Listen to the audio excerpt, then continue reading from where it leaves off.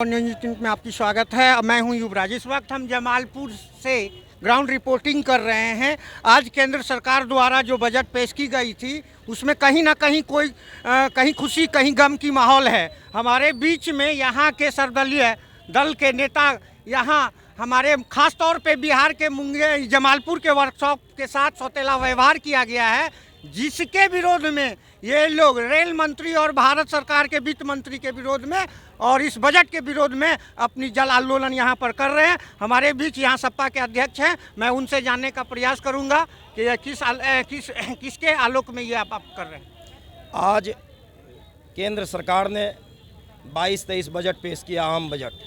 चूँकि अब rail budget भी इसी में समाहित है, तो हम रेल नगरी के लोग, चूँकि यह जमालपुर एशिया महादेश का पुराना रेल नगर है, तो बहुत आसान्वित होते हैं। चूँकि जमालपुर रेल निर्माण कारखाना संघर्ष मोर्चा, जिसमें तमाम राजनीतिक सामाजिक संगठन के लोग शामिल हैं, हम निरंतर रेल कारखाना के विकास को लेकर के और यहाँ जो अन्य इकाई है उसके विकास को लेकर के लगभग 14 वर्षों से संघर्ष कर रहे हैं। लेकिन यह सरकार जब से आई है तब से तानाशाह रवैया अपना रही है और जमालपुर की पूर्णतः उपेक्षा कर रही है। आज भी जब मैं इस बजट को देखा तो महसूस हुआ कि यह बजट सीधा सीधा आम लोगों का बजट नहीं, बिहार का बजट नहीं, यह आरएसएस का बजट है और यह सरकार आरएसएस के एजेंडा पर काम कर रही है। और उसका परिणाम है कि आप 3 साल में 400 वंदे मातरम ट्रेन चलाइएगा। लेकिन जमालपुर निरंतर हम लोग मांग कर रहे हैं कि यहाँ से जनसाधारण एक्सप्रेस चलती है पटना से, ताकि आप उसको जमालपुर से करें, नहीं तो भागलपुर से करें। संपूर्ण क्रांति को यहाँ से चलाएं। जमालपुर कारखाना जो इस देश को, भारतीय रेल को बहुत कुछ दिया, हमारी जननी है, इसको निर्माण का दर्जा दें। और चूँकि पिछले दिनों आप देखे होंगे कि सियासत में एक बहुत ज़बरदस्त भूचाल आया था कि डीजल सेट को इलेक्ट्रिक सेट का दर्जा मिल गया, कुछ ट्रेनें आ गई, तो यह आसान्वित थे। हम लोग आशा जगी थी हम लोगों को कि डीजल सेट के इलेक्ट्रिक सेट का नोटिफिकेशन होगा, लेकिन कहीं कुछ नहीं था, जिससे मर्माहत हम तमाम जमालपुर रेल निर्माण कारखाना संघर्ष मोर्चा में शामिल सीपीआई, बसपा, सपा, कांग्रेस, माले, जाप, तमाम हम लोग संगठन के लोग आज एकजुट होकर के इस सरकार का विरोध किए। विरोध प्रदर्शन चूँकि निरंतर हम लोगों का चल रहा है, तो आज हम लोगों ने निर्मला सीतारमण जो वित्त मंत्री है, जिसने बजट को पढ़ा और जमालपुर की उपेक्षा की, और रेल मंत्री जिसने सरकार का और वित्त मंत्री का ध्यान आकर्षण नहीं किया, दोनों का पुतला दहन करने का काम किया। चूँकि यह मेरा आंदोलन निरंतर चल रहा है 14 वर्षों से, तो यह आंदोलन की एक कड़ी है। इसके बाद जमालपुर रेल निर्माण कारखाना संघर्ष मोर्चा का आंदोलन बहुत द्रुत और तीव्र गति से करो या मरो के तर्ज पर चलेगा। चलिए आप संक्षेप में परिचय देते हुए संक्षेप बात बोलते जाए। मैं सीपीआई का जिला मंत्री हूं और मेरा नाम दिलीप कुमार है। मैं आज जो भारत सरकार की वित्त मंत्री निर्मला सीतारमण ने जो बजट पेश किया, उस बजट में जो जमालपुर और मुंगेर के लोगों की अपेक्षा थी, जो बिहार के लोगों की अपेक्षा थी, उसके ठीक विपरीत यह बजट आया है। इसलिए इसको हम न सिर्फ मुंगेर और जमालपुर विरोधी, बल्कि इसको बिहार विरोधी बजट घोषित करते हुए आज इसका पुतला दहन करने के लिए हम लोग इकट्ठा हुए।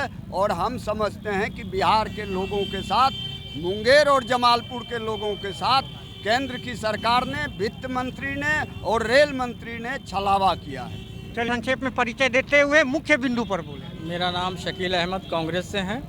हम लोगों का ये मानना था कि ये जो रेल बजट हो रहा है, इस बजट में मुंगेर जमालपुर कारखाना को निर्माण घोषित किया जाएगा और डीजल सेट को इलेक्ट्रिक सेट घोषित किया जाएगा। लेकिन जब ये बजट देखने को मिला तो ऐसा महसूस होता है कि मुंगेर रेल कारखाना और मुंगेर और बिहार के लोगों को छलने का काम किया गया है, धोखा देने का काम किया गया है।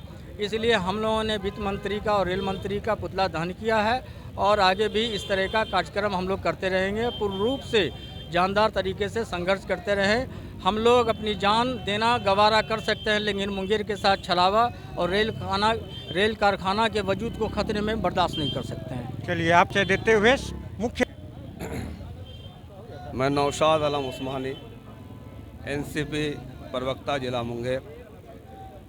आज जैसा कि महसूस हुआ, जब बजट पास हुआ तो हमारे मुंगेर ज़िला को छोड़ दिया, हमारे जमालपुर, जबकि रेलवे नगरी है यहाँ, और इसको छोड़ दिया गया। बात इतना ही है कि हम जमालपुर के कारखाना को बचाने के लिए, क्योंकि इससे मजदूर, किसान और नौजवान सभी जुड़े हुए हैं, ये कारखाना को बचाने के लिए अब हमें हिम्मत है तो दरियाओं पे कब्ज़ा कर लो, हिम्मत है तो दरियाओं पे कब्ज़ा कर लो, भीख मांगने से कतरा नहीं मिलने वाला। इसी के साथ हम ये भीख मांगेंगे नहीं, बल्कि अपनी आज़ादी के लिए, अपनी नगरी को बचाने के लिए, अपने रेल को बचाने के लिए जान चली जाए तो चली जाए, लेकिन ये संघर्ष से अब पीछे नहीं हटेंगे।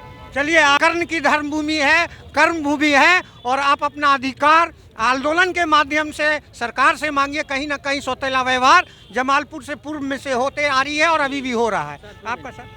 मेरा नाम कपिल देवदास, बहुजन समाज पार्टी जिलाध्यक्ष है। सर, हम लोग इस बजट से बहुत आशान्वित थे कि मुंगेर ज़िला में ये जमालपुर रेल कारखाना जो एशिया प्रसिद्ध है, सबसे पुरानी कारखाना है, इसको कुछ मिलेगा, सौगात कुछ मिलेगा। लेकिन हम लोग बजट सुनने के बाद पता चला कि यहाँ यह जो बजट है सिर्फ लॉलीपॉप के रूप में, चुनावी वादे के रूप में यह बजट प्रस्तुत किया गया, जो जमालपुर मुंगेर के लिए बड़ी उपेक्षा का विषय है।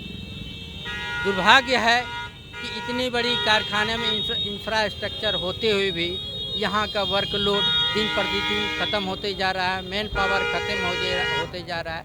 इसलिए संघर्ष मोर्चा जो है विगत 12-13 वर्षों से ये लगातार संघर्ष कर रही है और मांग कर रही है कि जमालपुर कारखाना को निर्माण कारखाना घोषित किया जाए।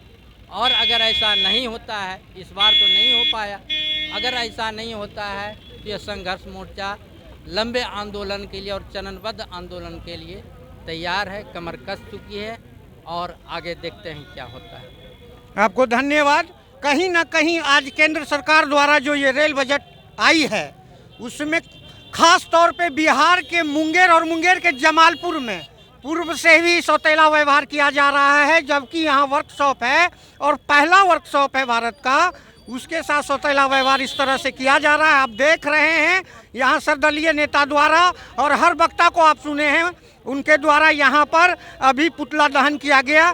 आप देख रहे हैं मौज न्यूज़ 18, बने रहे मौज न्यूज़ 18 में। मैं हूँ युवराज।